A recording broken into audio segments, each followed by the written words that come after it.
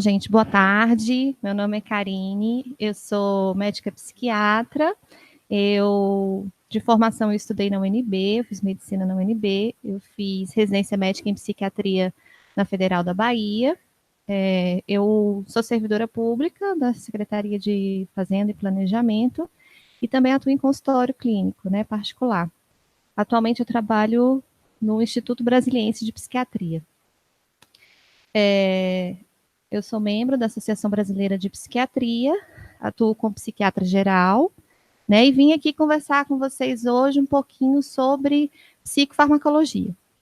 É um tema muito extenso, né, muito vasto, que a gente podia falar sobre horas, e aí para tentar tornar algo mais palatável, eu quis inserir num caso clínico, para a gente poder discutir dentro da realidade da prática clínica o desempenho das drogas psicotrópicas.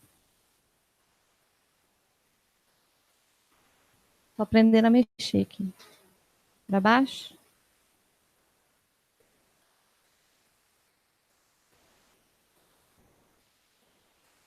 Pode, claro. Mas se quiser, depois me dá o e-mail que eu envio. Mas pode tirar foto se quiser.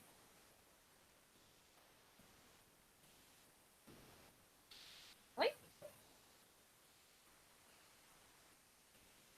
Então, continuando. Eu peguei o caso de uma paciente minha do consultório, tá? Eu botei o nome fictício de Lúcia, não é o nome dela, mas é uma paciente de 31 anos, casada, ela tem 2 filhos, é professora e reside no lar com esposo e filhos. Ela veio para atendimento com a queixa de sensação de que ia morrer. Isso tinha começado há alguns dias.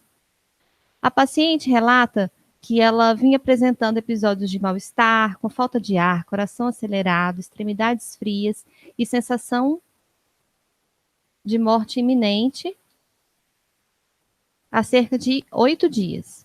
Os episódios estavam acontecendo diariamente, mais de uma vez por dia, com duração de cerca de 1 minuto, e eles melhoravam espontaneamente. Mas assim que eles aconteciam, ela passava o resto do dia com aquela sensação de mal-estar. A minha primeira questionamento para ela foi saber se tinha acontecido alguma mudança no contexto de vida dela, para ela abrir esse quadro agudo de ansiedade. E ela não associava nenhum fator desencadeante para esses episódios. E que os episódios apareciam mesmo quando ela estava dormindo, ou seja, ela despertava no meio da noite com as crises de ansiedade. Até o final da palestra eu aprendi a mexer, né? E aí, quando eu perguntei para ela sobre o trabalho, sobre a casa, sobre a família, aí ela me disse que estava tendo muitas dificuldades no trabalho, porque a escola em que ela trabalhava tinha sido incorporada numa rede de ensino maior. E com isso aconteceram muitas mudanças na rotina, muitas mudanças na rotina e no material de trabalho. E com isso ela estava se sentindo muito ansiosa, com um pensamento acelerado, ou seja, pensando em muitas coisas e mudando de pensamento muito rápido. E, além disso, estava com muita dificuldade para começar a dormir. Mas negava sintomas depressivos. Choro, angústia, vontade de morrer, apatia, anedonia. Antecedentes. Ela teve 2 gestações, 2 partos normais, nunca teve nenhum aborto. A segunda de uma prole de 3. Os pais dela eram casados, tinha uma boa convivência com a família de origem, e ela destacou na história de vida dela que ela sempre foi muito tímida desde a infância, que ela tinha muita dificuldade de falar em público, de se relacionar com os pares, sempre teve poucos amigos, casou-se com o primeiro namorado. Ao exame, ela estava vigil, orientada, normotenais, que é atenção preservada, humor ansioso e com pensamento acelerado, a fala era muito rápida. A hipótese diagnóstica que eu dei diante do quadro foi de transtorno de pânico. O transtorno de pânico é um transtorno de ansiedade que se caracteriza pela ocorrência de ataques de pânico, que são crises de ansiedade aguda, que duram cerca de minutos, em geral o paciente tem a sensação de morte iminente, que passam espontaneamente e que não associam um fator desencadeador para o transtorno. E aí a minha conduta foi, eu iniciei a paroxetina, inicialmente com 10, depois de uma semana aumentou para 20 miligramas dias, prescrevi o clonazepam, SOS, sublingual, e o clonazepam, 0,5 miligramas, um comprimido à noite. E encaminhei para ela fazer psicoterapia associada.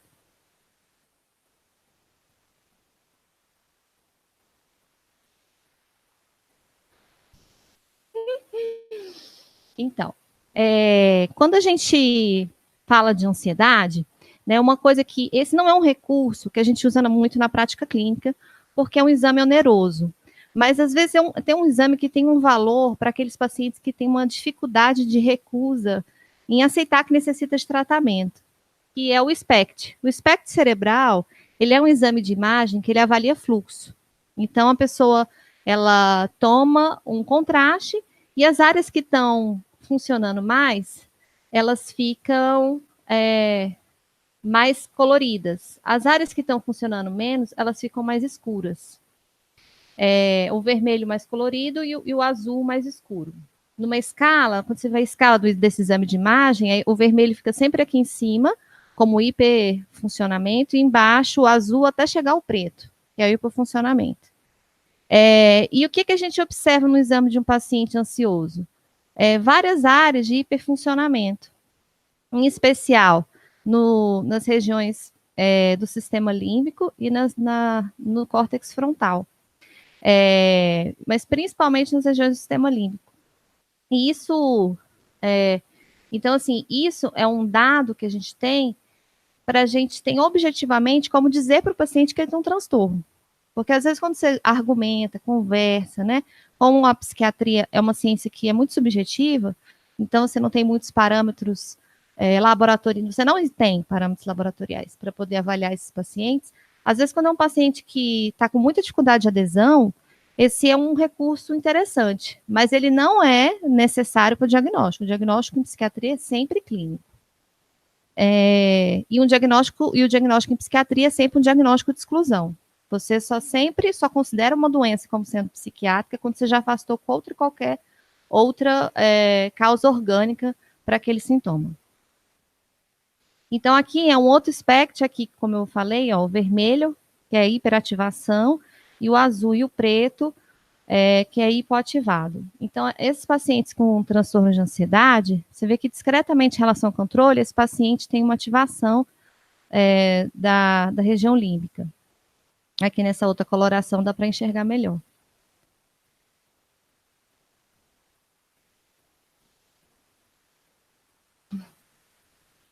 Pronto. O paciente, ele é metabolizado por essa enzima hepática. As vias serotoninérgicas,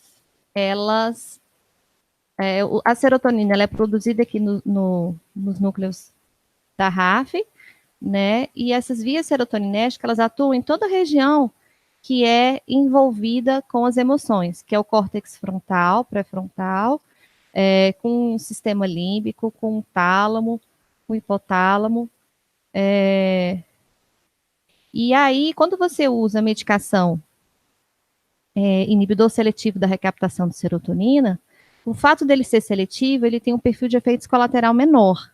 E por ele atuar nessa via serotoninérgica, ele vai atuar exatamente nos sítios e ocorre uma disfunção no transtorno de ansiedade. Então, aí eu vou pegar aqui emprestado a hipótese, o mecanismo de ação que explica os inibidores seletivos de recaptação de serotonina. Boa tarde. Para o tratamento da depressão. Mas, assim, a ideia é a mesma. As mesmas vias que estão envolvidas no transtorno de ansiedade estão envolvidas na depressão também. Envolvem sempre o neurotransmissor, que é a serotonina. E o que acontece nesse receptor? O inibidor seletivo de recaptação de serotonina, ele atua aqui é um neurônio, aqui é o é o finalzinho de um neurônio. E aqui é a cabeça de outro neurônio. Aqui é o dendrito, que a gente chama, e aqui é o axônio.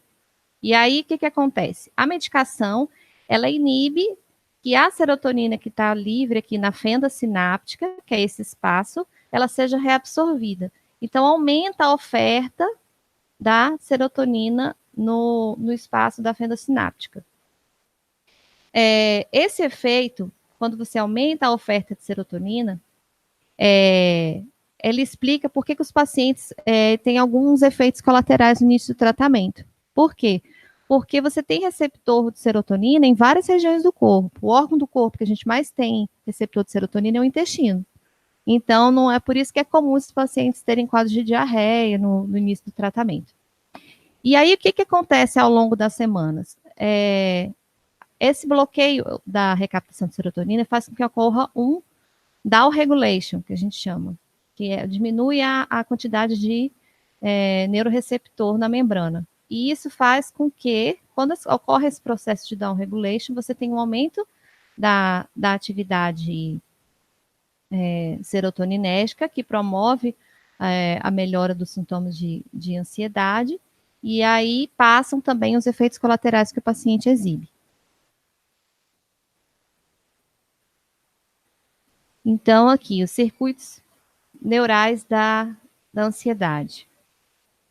Então, aqui, como eu falei, a estrutura que está relacionada à ansiedade, aos transtornos de ansiedade e medo, é a amígdala, né? Ela é a região que tá disfuncional nos transtornos de ansiedade, principalmente ela, e ela tem ligação com essas várias outras regiões do sistema límbico e do córtex, e que todas essas conexões que geram sintomas que os pacientes apresentam. Quando você dá o inibidor da serotonina, ele é liberado aqui dos núcleos da RAF, onde ele é produzido, então o neurônio serotoninérgico. Quando você dá um inibidor seletivo da recaptação de serotonina, você aumenta a oferta de serotonina aqui na amígdala. E aqui na amígdala, ele tem uma ação inibitória. E essa ação inibitória faz com que ele deixe de estimular essas demais regiões, e aí há o desaparecimento dos sintomas. Estou falando muito rápido? Não? Está dando para acompanhar? Está muito chato?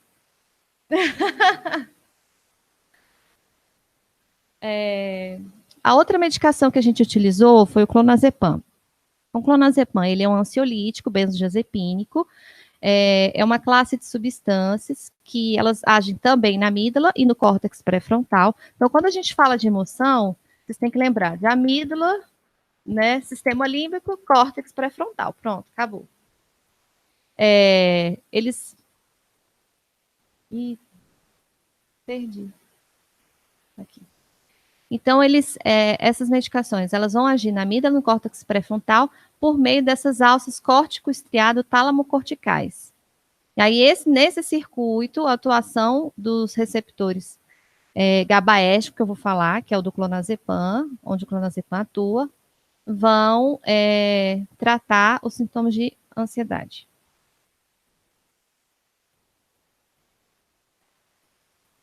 Então, aqui, ó, o receptor GABA, eu vou mostrar a foto dele, ele é um receptor inibitório. Qualquer região do cérebro em que ele aparecer, ele é inibitório.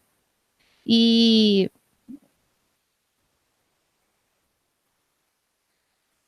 o GABA, ele vai atuar na amígdala, inibindo a amígdala, como ele tem sempre essa função inibitória, e isso vai desativar esses circuitos de hiperestimulação. Então, para um mecanismo de ação diferente do inibidor seletivo da recaptação de serotonina, que age pelas alças serotoninérgicas, os benzodiazepínicos, eles também vão causar uma diminuição ou uma normalização da ação da amígdala por meio dos receptores GABAérgicos.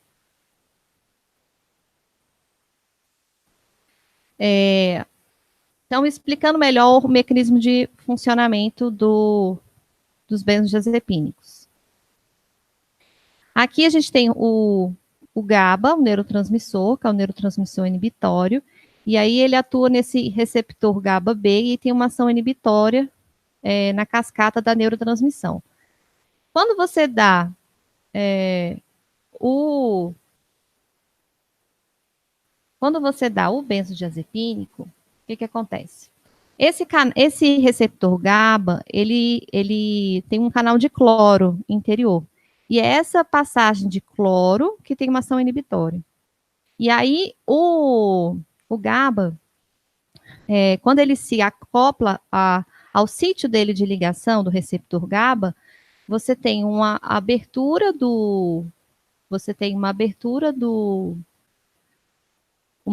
maior dos canais de cloro, com maior passagem, maior condutância desse efeito inibitório. Quando você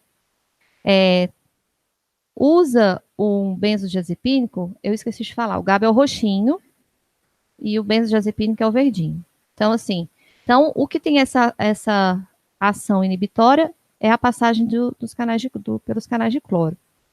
E aí, o receptor, o GABA, quando ele se acopla no receptor, ele aumenta a passagem de cloro. E isso tem uma ação inibitória maior. Quando você usa o benzodiazepínico, e ele atua junto como um cofator, que ele atua junto com o outro. Na verdade, ele não atua sozinho, ele atua como modulador alostérico, que a gente chama. Que são muitas terminologias, e aí se eu fosse falar todas, a gente não sai daqui hoje. Mas, assim, ele atua, o receptor, o benzodiazepínico, quando ele se acopla no seu receptor, no seu sítio do receptor GABA, ele favorece muito mais a entrada dos canais de cloro. Então, ele potencializa a ação do GABA. Sim. Só que só que a agonista é quando atua no mesmo receptor. Aí, como ele atua num sítio diferente, aí a gente fala que ele é um modulador alostérico positivo. Positivo porque é para mais, né? Como é que, então, assim, então, qual foi o motivo das escolhas para essas medicações? Sabendo que os transtornos de ansiedade estão relacionados a uma disfunção na amígdala, no córtex frontal, nas vias serotoninérgicas, a medicação de escolha seriam medicações que atuem nesse circuito. Então, medicações que a gente tem, que a gente lança a mão, que mexem nessa via de transmissão, são os inibidores seletivos da recaptação de serotonina. A gente usa também os inibidores de recaptação dupla, que é o de serotonina e noradrenalina, que eu vou falar depois. Mas os inibidores seletivos de recaptação de serotonina, por serem mais seletivos, eles são melhor tolerados. Então, em geral, é a primeira escolha para facilitar a adesão do paciente. E os benzodiazepínicos, a gente costuma utilizar nessa fase inicial de tratamento, porque, como eu falei para vocês, o inibidor seletivo, o efeito dele demora, ele tem eu falei que ele acontece um down-regulation no receptor, primeiro o paciente tem efeitos mais colaterais, para depois ter o efeito pleno de ação da medicação. Mas, por outro lado, os benzodiazepínicos, eles têm uma ação direta. Então, tem muito valor no início do tratamento, porque você já consegue ter uma resposta imediata para aliviar o sofrimento do nosso cliente. E o que aconteceu com ela? Após um mês de tratamento, a paciente não apresentava mais ataques de pânico, ela passou a dormir melhor, se sentir menos ansiosa, relata nem ter mais utilizado o clonazepam na semana que antecedeu a consulta, então isso para mim é um critério de melhora, né? Ela não precisou usar o benzodiazepínico. E aí, nesse atendimento, eu suspendi o clonazepam e mantive a paroxetina. O tratamento foi mantido por 6 meses. Por volta do 6º mês de tratamento, a paciente descobriu estar gestante de 6 semanas. Como ela vinha assintomático, foi realizado um desmame e retirada da medicação. Alguma dúvida? Há uma variação de paciente quando essa questão de ter mais sensibilidade ou não dá?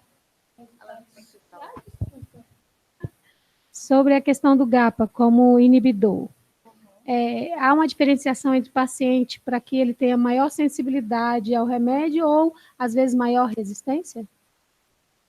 Então, é isso. É boa a sua pergunta. Então, deixa eu tentar enxugar. Mas é assim, o benzodiazepínico, que ele atua nesse receptor GABA, com o tempo, o que acontece? O paciente começa a ter um down-regulation do receptor GABAérgico. Então, a medicação deixa de fazer efeito. E aí, o paciente tem que usar mais medicação para poder conseguir ter o mesmo resultado. Então, é por isso que a gente costuma usar o benzodiazepínico, mais nessa fase inicial de tratamento. E aí, quando o paciente está melhor, a gente tira. Porque senão, a longo prazo, ele vai ter uma adaptação à medicação. E aí, você ser necessário um ajuste de dose. E aí, é o risco do paciente abrir um quadro de dependência ao benzodiazepínico.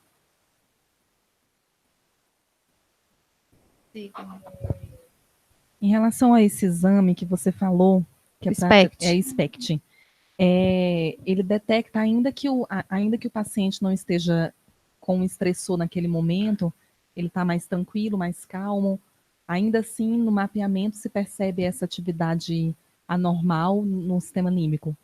Sim, na verdade, no córtex também, em todo o cérebro como um todo. Na verdade, assim, ele é um exame que a gente não pede muito, uma porque ele é muito oneroso, outra porque ele não traduz a clínica. Então, assim, às vezes o paciente vai estar polissintomático e aí você vai fazer o SPECT e quase não tem alteração estrutural. Mas aí você pega um paciente que quase não tem sintomas, você faz o exame, aí tem um monte de coisa alterada. Então, assim, agora tem, assim, então, assim, ele não tem essa especificidade para ser usado para diagnóstico. Então, assim, eles usam muito na pesquisa, né? Para fazer os estudos de imagem tem valor de pesquisa, para poder avaliar a resposta à medicação, as alterações estruturais que ocorrem nos transtornos psiquiátricos, né? Então, ele é muito usado nesse sentido.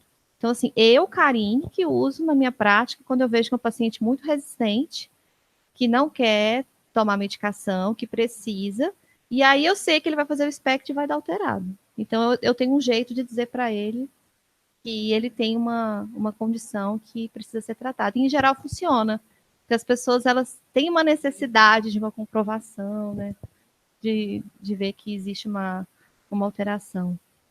A outra dúvida é em relação a as vias de serotonina, né? Uhum. Uma vez a pessoa está no estado ansioso, essa ativação, ela fica normal todo o tempo? É quase parecido com outra pergunta, mas essa ativação essa ativação de desregulação da serotonina nessas vias fica o tempo todo alterado? A gente vê nos estudos de imagem, por isso que tem tanto valor os estudos de imagem. Não só a psiquiatria, mas todas as áreas médicas têm evoluído muito para, assim, estudo de avaliação estrutural, estudo gênico, né, estudo de mecanismos e mecanismos de ação e receptores e estruturas envolvidas na realização daqueles circuitos, porque a base, o substrato para entendimento das patologias, né, de forma geral, estão nessa microestrutura, né? Ou macroestrutura, se a gente considerar o cérebro como um todo, né? Mas o que acontece com um paciente que tem, por exemplo, um estresse crônico? Então, um paciente que tem um quadro de estresse crônico, ele vai ter uma hiperativação da amígdala, e a amígdala é observado nesses pacientes uma hiperativação da amígdala e uma destruição do hipocampo. Então, tem o estresse, ele aumenta o cortisol, aumenta vários fatores de neurodestruição neuronal. Então, esses pacientes começam a ter uma diminuição do hipocampo, que compromete a memória. E aí, então, assim, existem vários trabalhos mostrando sobre as alterações estruturais decorrentes de estresse crônico. Então, assim, tem trabalhos que mostram um aumento dos espaços intraventriculares, um afinamento, né, do córtex, por conta do estresse crônico. E a explicação é essa, que você tem um aumento de substâncias que são inflamatórias e que fazem uma destruição tecidual. E isso ocorre cronicamente, né? Se não for interrompido, né? Com o tratamento. Então tá. A Lúcia, minha paciente, ela estava bem, do transtorno de ansiedade, dei alta, ela engravidou de outra criança e seguiu com a vida dela. Mas desde que acabou, no fim da gestação,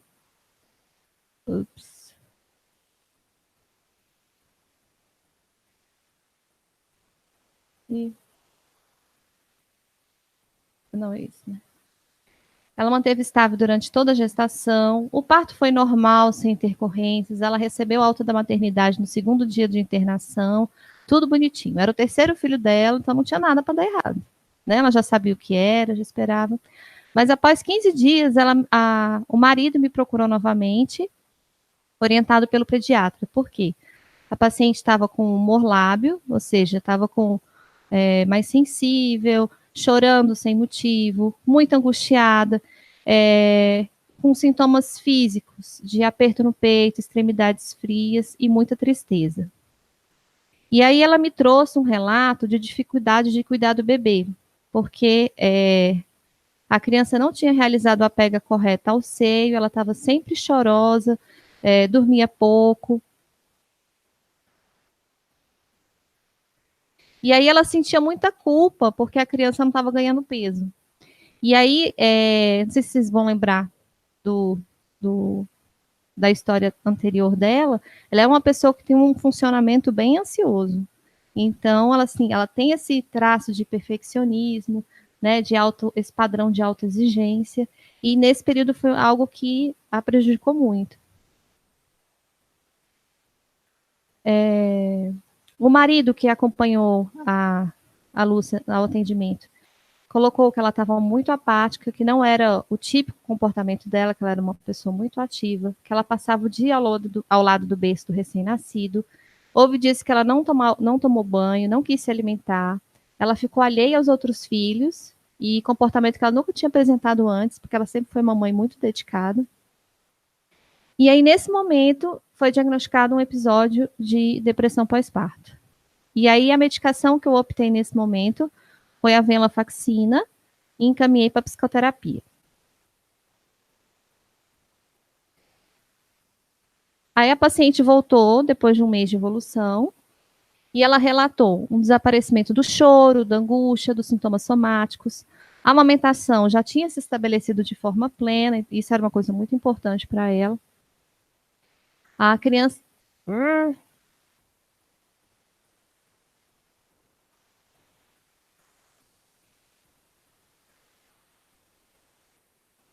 A criança estava ganhando peso e com isso ela estava mais tranquila e percebeu uma diminuição do sentimento de culpa.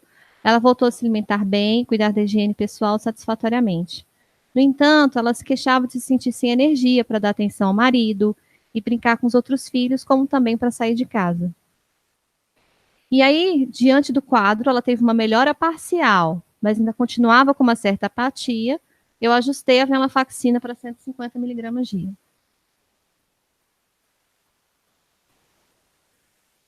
E por que eu marco paciente pelo menos a cada mês?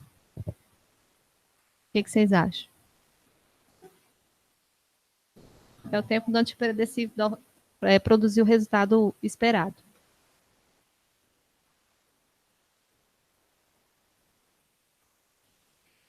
Após 8 semanas, depois eu aumentei para 150 e depois de 8 semanas, ou seja, 2 meses, a paciente foi reavaliada. Ela relatou uma melhora importante do quadro, ela já conseguia se envolver nas atividades dos outros filhos, aí ela já começou a conseguir sair de casa, ela começou a ir ao parque do condomínio, ir ao comércio local. Mas, embora ela tivesse observado esse ganho de energia, ela ainda se sentia aquém do seu funcionamento prévio. E isso é uma coisa que os psiquiatras, e vocês acham que podem colaborar muito com a gente, é de quantificar a remissão desse paciente. se é uma remissão total ou se é uma remissão parcial. Por quê? Se você tem uma remissão total dos sintomas, a chance do paciente ter uma recaída futura é muito menor. Mas se você tem uma remissão parcial, a chance desse paciente recair é grande. Então, assim, a gente sempre tem que buscar que o paciente fique ótimo. Não é que ele fique mais ou menos, ou fique bem, ou funcione. Não, é para ele ficar bom. E aí, como ela me trouxe esse dado de que ela estava aquém do funcionamento prévio dela, eu ajustei a venlafaxina para 225 miligramas dia.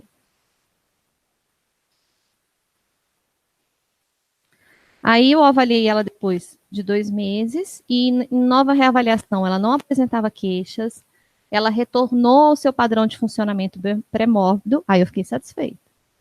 Ela descreveu os planos para o retorno ao trabalho, então ela começou a falar de planos, fora daquele ambiente familiar. Então, assim, as conquistas dela antes eram restritas àquele ambiente doméstico. Então, ela já começou a pensar na reinserção dela novamente na sociedade. Começou a planejar a festa do aniversário dos filhos. E aí, como ela estava estável, foi mantida a medicação, na dose que ela vinha em uso, e foi mantido por 1 ano. O tratamento de depressão, o primeiro episódio, a gente trata pelo menos por 1 ano. Os estudos mostram que se a gente tratar por um tempo menor do que isso, o índice de recaída é grande. E aí, no final desse 1 ano, nos 6 meses seguintes, eu fiz um desmame gradual até a retirada completa da medicação. Então, aqui, eu trouxe outro SPECT para vocês. Esses SPECTs são de artigos de pesquisa. E aí, então, você vê aqui, ó, paciente normal. Aí você vê aqui a coloração. E aí, no paciente deprimido, tá vendo que as áreas estão bem escurecidas? Então, assim, quando você vê, quando a gente vê, assim, bem escurecida, é sinal que o funcionamento está bem prejudicado. Porque quanto mais escuro, se aproxima de preto. E preto, nesse exame do SPECT, é líquido. Né? E líquido é ausência de tecido. Então, se você vê um exame de um paciente azul escuro, quase preto, é porque não está funcionando quase nada.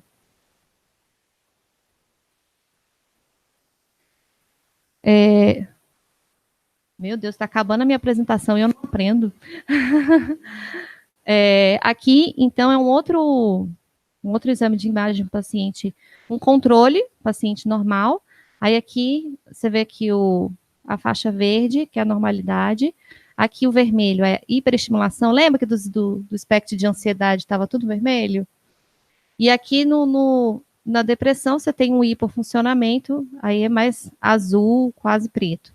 Então aqui a gente tem um espectro de um paciente controle, normal, e aqui um espectro de um paciente deprimido. Dá para ver a diferença, né? E por que eu escolhi a venlafaxina? Alguém entende de remédio, hein? Não? A venlafaxina é um antidepressivo que a gente chama dual. Por que dual? Porque, diferente da classe dos inibidores seletivos da recaptação de serotonina, ele não atua só em serotonina. Ele também atua... Eita, Karine! Ele também atua em noradrenalina. Então, ele atua nesses 2 receptores, de noradrenalina e de serotonina. Como ele atua em 2 alças diferentes, ele tem uma amplitude de ação muito maior. Então, ele é mais potente.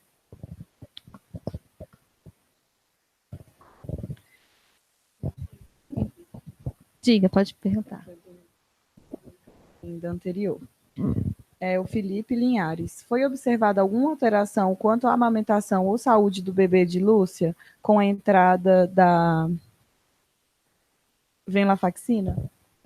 Não. Na verdade, a venlafaxina é uma medicação que já tem várias publicações, assim, tem muitas publicações a respeito, que consideram a venlafaxina um antidepressivo seguro para amamentação. Porque a passagem do leite é muito pequena. Né? O ideal é que você não tome nada, mas assim, entre a mãe deprimida, que está alheia ao cuidado do bebê e dos outros filhos, né? E um risco muito pequeno para o bebê, porque ela tá medicada, mas está conseguindo prestar cuidados para todos e está se sentindo bem, não tem porquê, né?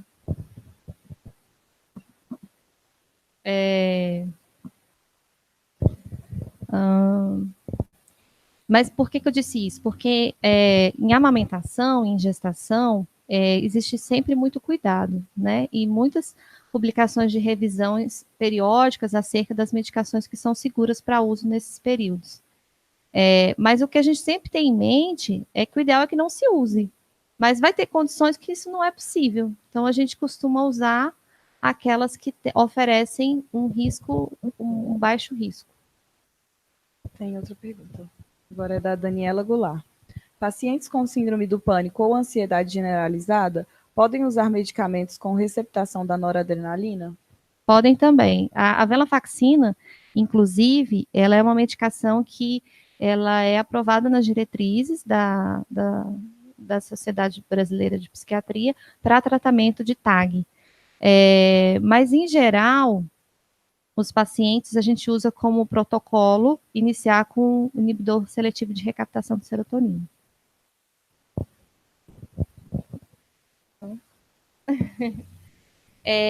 E o que acontece, então, nesses casos de depressão, assim como o da Lúcia? Né? São envolvidas 3 alças de neurotransmissores, as 3 monoaminas. Então, assim, em todos os transtornos psiquiátricos, a nossa conversa sempre vai ser dopamina, noradrenalina e serotonina. Sempre. Né? Ou um ou outro, ou todos.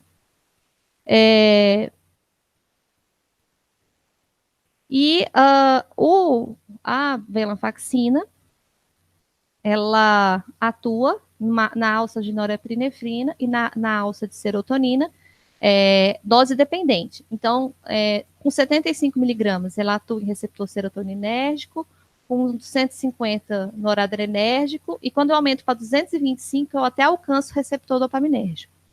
Em geral, é a maior dose que a gente utiliza para tratamento de depressão. E nessa hipótese, é uma hipótese bem antiga, mas é um desenho clássico do livro do Stahl, que é um livro de psicofarmacologia, falando sobre as 3 vias de neurotransmissor que estão envolvidas no transtorno de humor, que é a serotonina, dopamina e noradrenalina. E nessa primeira teoria, eles hipotetizaram que uma deficiência dessas monoaminas causaria depressão. Mas depois a gente viu mais para frente, né, em outros trabalhos que surgiram depois, que não é exatamente isso que acontece. Então, aqui a gente tem os circuitos da dopamina, eu trouxe mais para exemplificar para vocês. Então, a gente vai ter aqui os núcleos a área tegmental ventral, onde é produzida a dopamina, as vias dopaminérgicas, que as vias serotoninérgicas, que são a serotonina que é produzida no núcleo da RAF, também envolve todas essas regiões.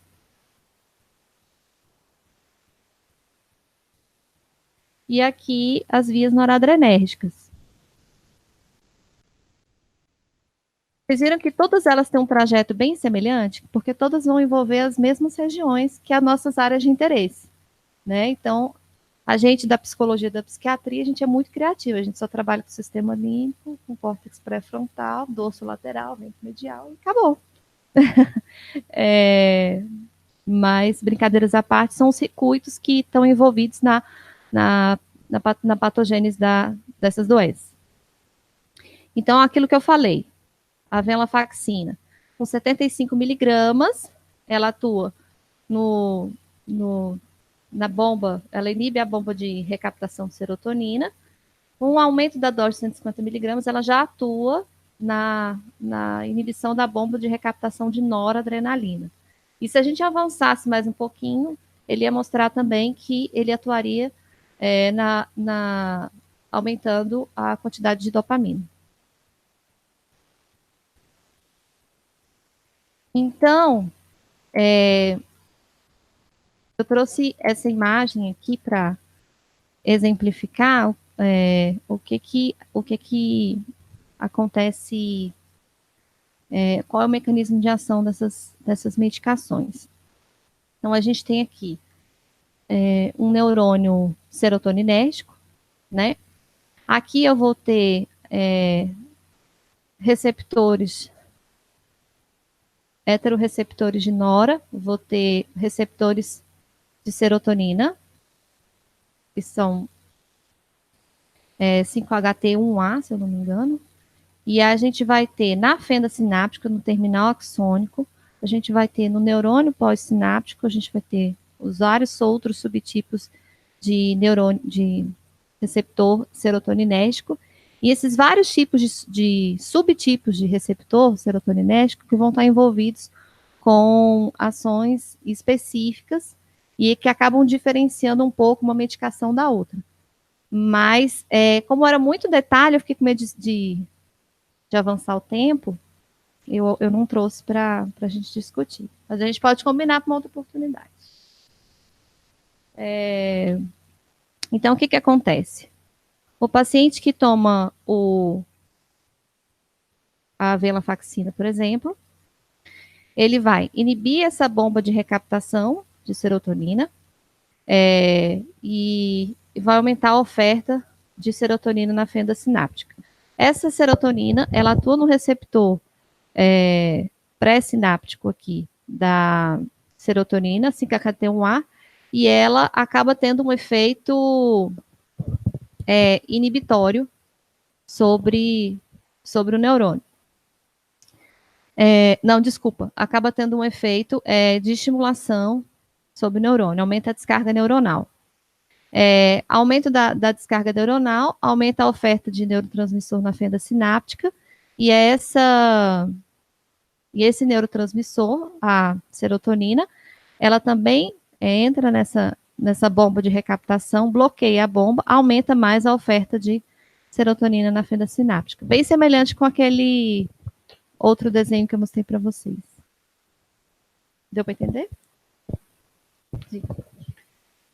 A Eliette Ribeiro. Venlafaxina. Afeta a libido? Sim. Todos os antidepressivos, eles interferem, eles interferem na libido. Eles aumentam o tempo de retardo de ejaculação nos homens, causam retardo de ejaculação nos homens, e em ambos os grupos, homens e mulheres, costuma diminuir a libido.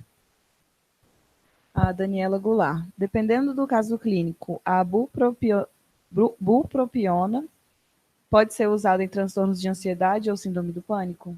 Não.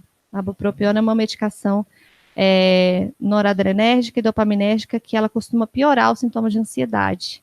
Porque a noradrenalina está muito envolvida com o circuito de ansiedade. Então, na verdade, a gente usa a serotonina, que teria ação mais sedativa. Tanto que os duais, eles podem ser utilizados, a serotonina e a noradrenalina, porque nesse quesito dessa medicação específica, a venlafaxina, ou a desvenlafaxina, ou a duloxetina, a serotonina ela acaba mascarando esse efeito muito excitatório da noradrenalina e da dopamina. Se você pega a bupropiona, ela atua só em receptor noradrenérgico.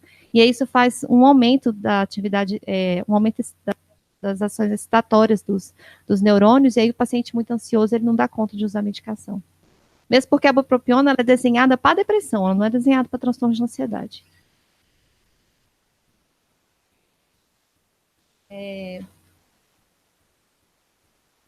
Então, aqui eu coloquei, no dual, no caso da venlafaxina, a norepinefrina, que atua nesse receptor, esse alfa-1 receptor do neurônio pré-sináptico, e aí ele tem uma ação estimulante, excitatório, e que aumenta a oferta de serotonina na sinapse.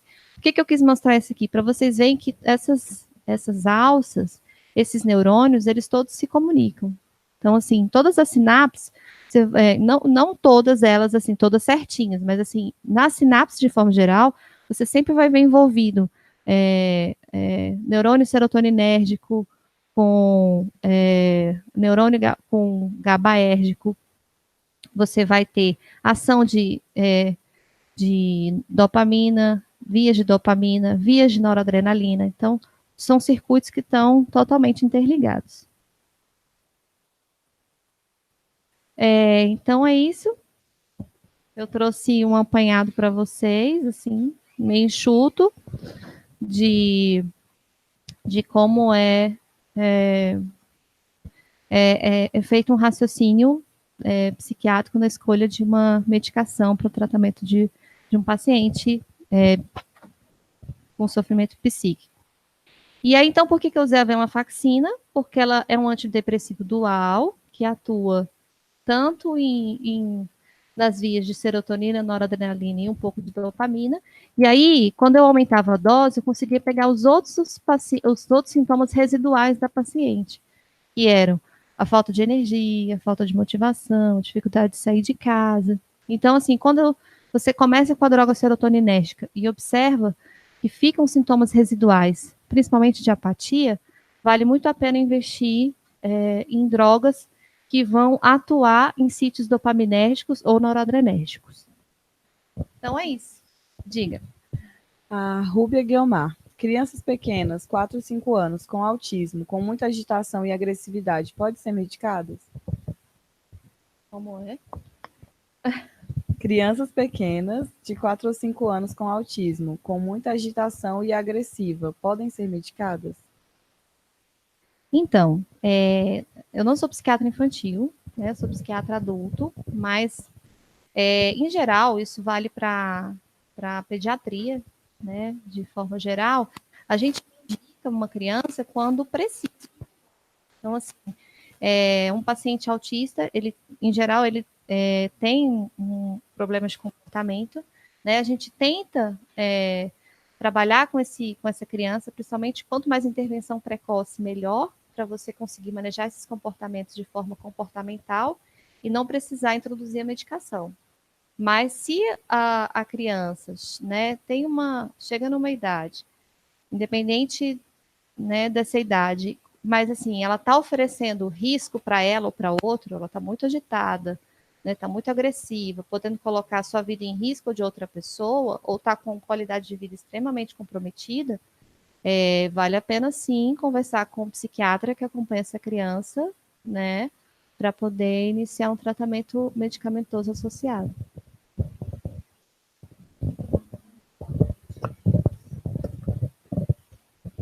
Eu trabalho com criança autista, então tem alguns medicamentos que os médicos eles evitam dar, né? No caso do autismo, o que eu já ouvi de um médico é que ele evita medicar antes dos 6, 7 anos de idade. Em geral, a gente costuma medicar, quando a criança é muito pequena, a gente evita usar medicação, porque até 4, 5 anos, a criança tem uma etapa que ela tem um grande desenvolvimento neuronal, de muita plasticidade cerebral. Então, se você conseguir evitar usar medicação durante esse período, melhor, mas vale o mesmo raciocínio para a gestante. É o custo-benefício. Entendi. A Ritalina, no caso, a bula é só a partir de 6 anos. Na bula está escrito isso. Em geral, eles, como é um psicoestimulante, todo remédio tarja preta, a gente tem muito mais cautela em usar. Então, assim, benzodiazepínico, psicoestimulante. Então, eu acho muito menos provável você ver um neuropediatra, um psiquiatra infantil utilizando nessa faixa etária de criança tão pequena. É mais provável ele usar um antipsicótico, um anticonvulsivante, um antidepressivo, né, que são medicações de tarja vermelha.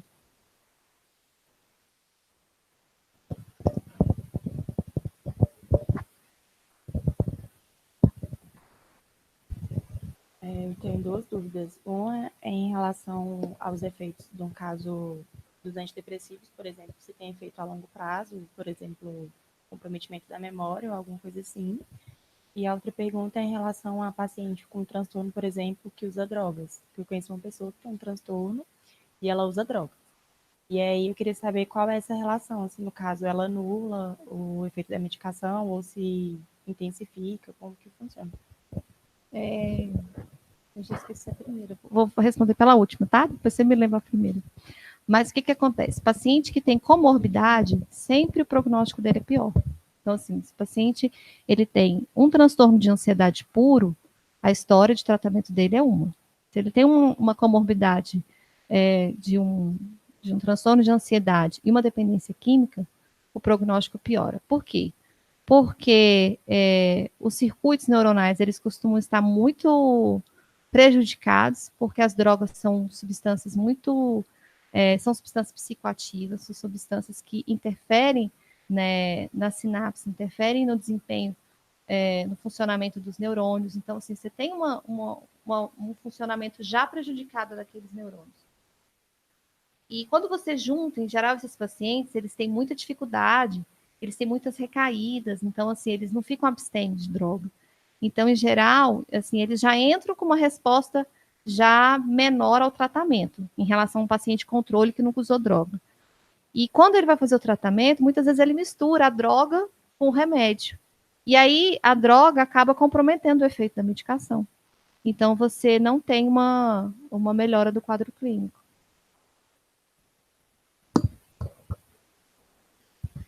Eu não posso dizer exatamente que ele, assim, não é bem matemático, assim, vou dizer que ele anula, mas ele prejudica muito. Compete pelos mesmos receptores, na absorção.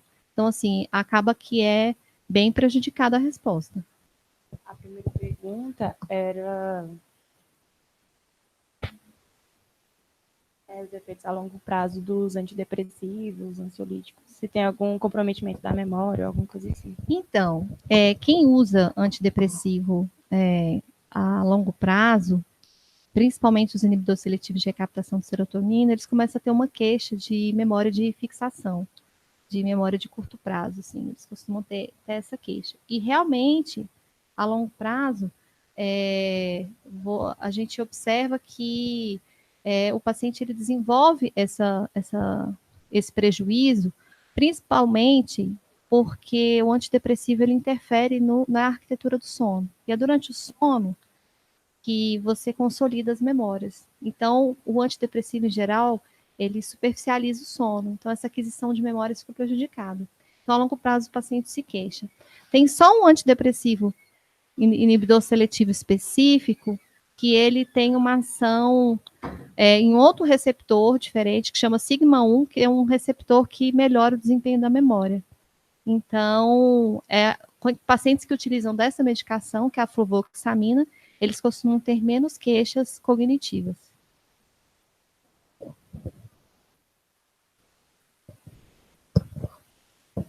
Em relação ao uso de drogas, eu tenho recebido muito no consultório, os pacientes fazem uso de maconha, né? Uhum. E muitos deles grande parte instruído. Então, eu tenho casos de um jovem que ele é bem sucedido no emprego, que ele que ele estuda e se vai bem nas provas e tem todo o desempenho esperado, né, de um jovem. Então, o que ele me diz é que, Sabrina, eu posso fazer uso da maconha, eu não faço todo dia, eu faço em momentos de lazer, em momentos de fim de semana. Uhum. E aí, a gente está tendo uma dificuldade, eu tenho conversado com outros colegas, de tentar justificar isso para essas pessoas usuárias. Tem sido mais uma redução de danos, porque eles têm todas essas justificativas e a gente está sendo atropelado por isso, né? Queria que você me falasse um pouco sobre o uso da maconha, como que é os fatores a longo prazo.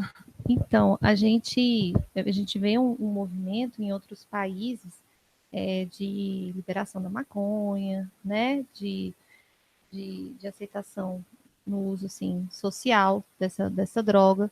Mas existe o outro lado da moeda, né? Assim, a maconha não é divulgado o potencial que ela tem de psicotizar.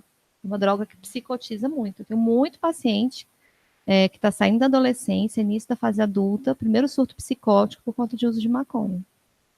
Então, assim, é uma droga que as pessoas elas têm uma ideia meio popular de que é algo que é menos maléfico para a saúde, mas que não é bem assim. Não é bem a nossa realidade. Em geral, como a maconha, o paciente, a não ser que ele tem um consumo inveterado de maconha, que em geral não é o perfil do paciente que usa maconha, igual o paciente que usuário de cocaína, né, que entra num ciclo de uso indiscriminado e o paciente se perde e deixa de ter adesão à rotina e a responsabilidades. Em geral, isso não acontece com o paciente que usa maconha, né? Em geral, ele faz um uso restrito em casa, dá para dormir à noite. Exatamente. E aí é muito difícil a gente tentar aplicar esse conceito de prejuízo, porque o paciente está conseguindo trabalhar, está se relacionando bem com a família, não está tendo nenhum prejuízo social, pelo contrário, porque em geral eles têm os amigos que fumam junto. Então é uma droga realmente que é difícil a gente conseguir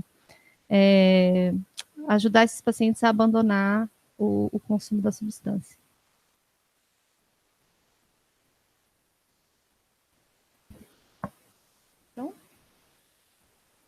Obrigada a todos.